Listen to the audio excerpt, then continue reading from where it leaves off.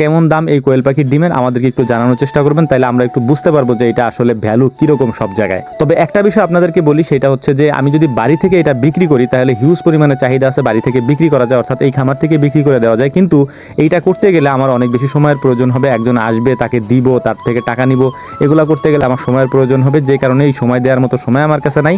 এই জন্য হচ্ছে পাইকারি 2 টাকা কম হলেও আমি সেখানে দেওয়াটাই হচ্ছে আমি ঠিক মনে করতেছি। তো যাই হোক, আলহামদুলিল্লাহ এখন আমরা এগুলাকে নিয়ে যাব হচ্ছে বাজারে নিয়ে তারপর এগুলাকে বিক্রি করে দেবো। কত টাকা বিক্রি করতে পারি সেটাও আপনাদেরকে বলবো ইনশাআল্লাহ। তো বাজারে যাওয়ার জন্য আমরা রওনা দিয়ে দিলাম হচ্ছে বাজারের উদ্দেশ্যে।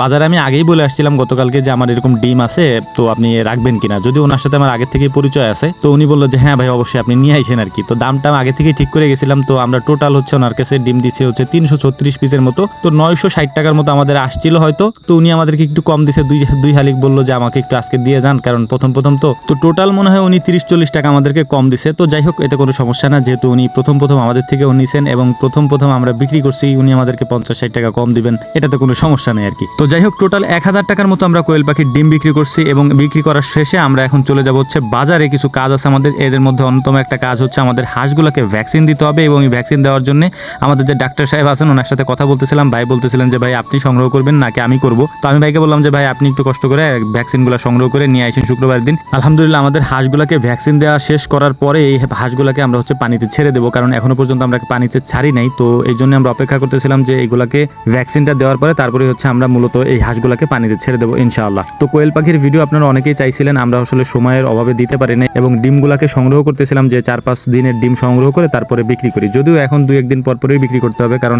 ডিম এখন আস্তে আস্তে প্রতিদিনই বাড়তেছে আর কি। তো যাই হোক, আমাদের জন্য দোয়া করবেন, আল্লাহ তাআলা যেন আমাদের ব্যবসার মধ্যে বারাকা দান করেন এবং আমি আপনার জন্য দোয়া করি। আসসালামু আলাইকুম ওয়া রাহমাতুল্লাহ।